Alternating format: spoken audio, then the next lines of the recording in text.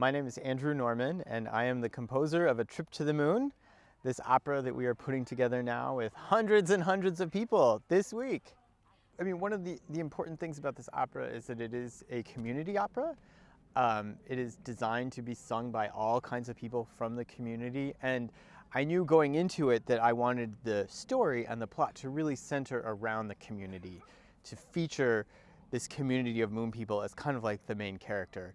So in terms of like structuring and figuring out a plot and what to take from the original silent film and what to jettison and what to redo, I really thought about trying to make this dynamic of a group of outsiders encountering a community and the community encountering the outsiders as the central conflict in the story. So that was the guiding impetus and inspiration of what does it feel like to be a part of a community that is dealing with problems of its own and is under threat, and that also must deal with some outsiders in their midst. And then from there, I thought a lot about what if I were singing in a children's chorus or in an adult company, like what would be fun on stage, and how can I get these people not just to sing but to act and to show the drama and to also do things. There's hitting of sticks and spinning of whirlies and all these kinds of great fun ways to make sound that I've tried to incorporate into the drama of the piece to like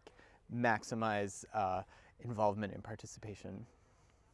One of the early things that I tried to do in the compositional process was try to imagine a sound world for the Earth people, these astronomers who shoot themselves to the moon, and a vocabulary for them and a way of treating both the orchestra and the way that they speak, and contrasting that with the moon people. And so they each have their own kind of separate worlds. And the astronomers, first of all, they speak because they are from Earth.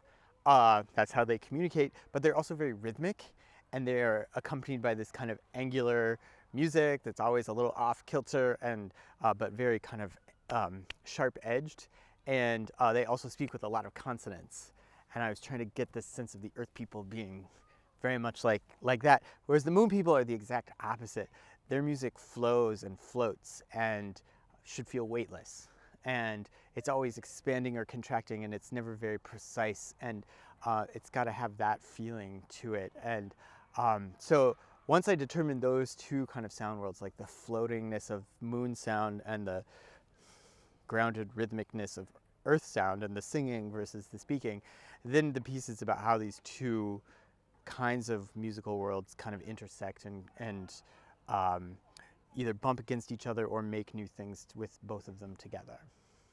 This does not look anything like Southern California, and I could not have imagined something so beautiful. I can't even as I'm looking at it, I can't imagine something so beautiful. So it's been amazing, but as beautiful as the setting is, it's the people here, and to see the dedication that they've brought to these companies who have worked for months and months and months to learn their moonish language and sing and do all of the movements and the staging that Karen and her team have brought to it. And it's incredible.